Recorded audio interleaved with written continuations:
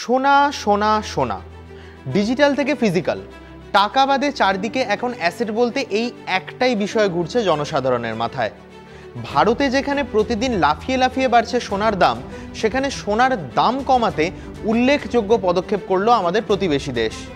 তবে রাষ্ট্রটির নাম যেহেতু চীন এবং সেই দেশের সর্বাধিনায়কের নাম যেহেতু শি জিনপিং, সেই ক্ষেত্রে ভারতের কতটা সুরাহা হবে সেই বিষয়ে সন্দেহ থাকছেই।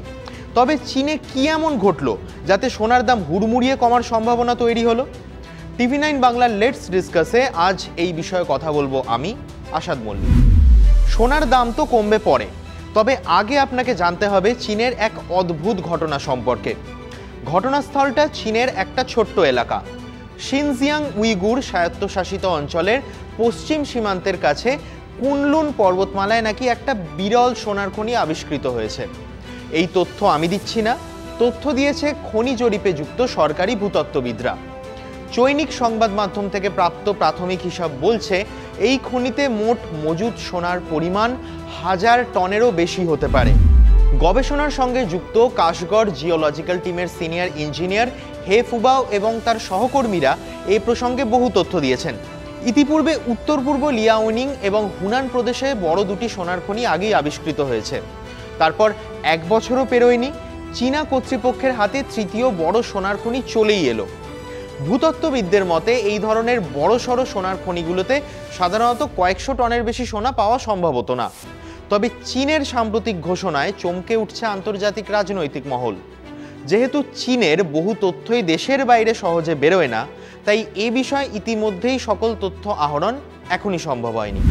শিল্প বিশেষজ্ঞদের অনুমান, চীনে খনন করা হয়নি এমন সোনার পরিমাণ প্রায় 3000 টন, যা রাশিয়া এবং অস্ট্রেলিয়ার অবশিষ্ট সোনার প্রায় 1/4।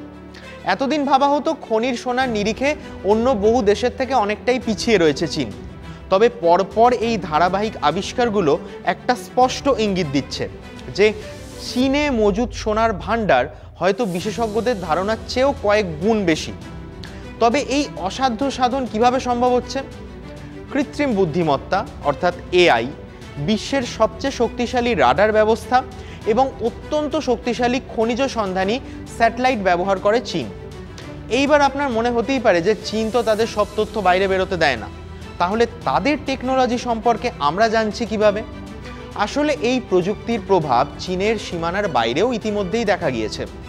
জিনপিংয়ের প্রযুক্তি পশ্চিম এবং মধ্য আফ্রিকার বহু অঞ্চলে নতুন সোনার খনি শনাক্ত করতে সাহায্য করেছে বারে বারে।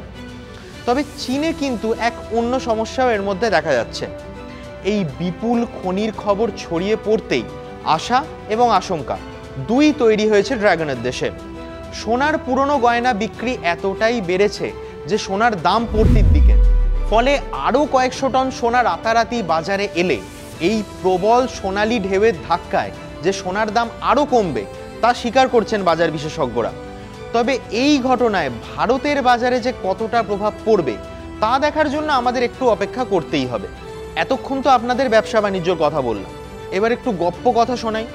প্রাচীন চীনের যে পুরাণ, সেটা বলছে কুনলুন পর্বতমালা ছিল দেবতাদের পবিত্র পর্বতশ্রেণী।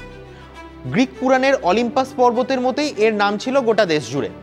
প্রাচীন চৈনিক গ্রন্থ সানহাইজিংয়ে কুনলুনকে বিশ্বজগতের কেন্দ্র এবং পৃথিবীর সব রত্নের ভাণ্ডার হিসেবে বিবেচনা করা হয়েছে।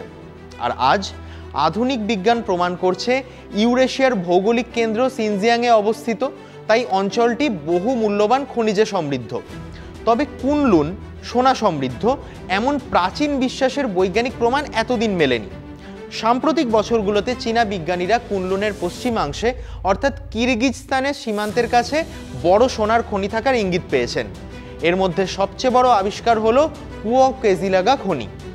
নিশ্চয়ই আপনার মনে হচ্ছে ভারতে কেন এত বড় সোনার খনি আমরা খুঁজে পাচ্ছি না এতদিন পরেও। আসলে লক্ষ লক্ষ বছর ধরে ভূপৃষ্ঠ এই এলাকায় প্রচণ্ড বিকৃতি এবং বিচ্ছেদের মধ্য দিয়ে গিয়েছে। প্রাচীনকালে জলের মাধ্যমে সোনা বাহিত হয়ে টেকটনিক প্লেটের গভীর ফাটলে প্রবেশ করত, আর 40 কোটি বছর পুরনো এক বিশেষ শিলাস্তরে কোয়ার্টজ ভেইন আকারে সোনা জমত। গবেষকদের তথ্য বলছে এই এলাকায় মোট 87টি সোনা বহনকারী বডি অর্থাৎ ওর বডিজ চিহ্নিত করা হয়েছে, যার মধ্যে 6টা হচ্ছে প্রধান। খনিজের ঘনত্ব ভূপৃষ্ঠের প্রথম 300 মিটারেই বেশি, ফলে সোনা উত্তোলন তুলনামূলকভাবে সহজ। এইবার ভাবুন, চীন কেন এত এগিয়ে? 2018 সালে জিনপিংয়ের বিজ্ঞানীরা এক বিশাল রাডার সিস্টেম তৈরি করে। এই ক্রস আকৃতির অ্যান্টেনা অ্যারের বিস্তৃতি নিউ ইয়র্ক শহরের 5 গুণেরও বেশি। এই যন্ত্র আসলে অত্যন্ত শক্তিশালী। নিম্ন ফ্রিকোয়েন্সির তড়িৎ চৌম্বকীয় তরঙ্গ পাঠায়, যা পৃথিবীর ভূত্বকের গভীরে প্রবেশ করে চীন এবং আশপাশের অঞ্চলের কয়েক কিলোমিটার নিচ পর্যন্ত ভূগর্ভের গঠন সুনির্দিষ্টভাবে মানচিত্রায়িত করতে পারে। ফলে মাটির নিচে না ঢুকেই নিমেষে গোটা এলাকায় কি পোঁতা রয়েছে মুহূর্তের মধ্যে জানা যায়। এই ক্ষমতাটা আপাতত বিশ্বের অন্য কোনো দেশের নেই। এই প্রযুক্তিগত সুবিধা চীনকে আজ উন্নতির শিখরে পৌঁছে দিয়েছে। প্রতিবেশী দেশের গবেষকরা তাই শুধু সোনা নয়, লিথিয়াম, ইউরেনিয়াম, দুর্লভ ধাতু, তেল, প্রাকৃতিক গ্যাস সহ বহু গুরুত্বপূর্ণ সম্পদের অনুসন্ধানে বৈপ্লবিক অগ্রগতি অর্জন করেছেন। কবে ভারত এই চীনের গ্লোবাল সাপ্লাই চেনকে টেক্কা দেবে? আচ্ছা, চীনে এত সোনা পাওয়া গেলে কি ভারতে হলুদ ধাতুর দাম কমবে? কি মনে হয় আপনার? জানান কমেন্ট বক্সে।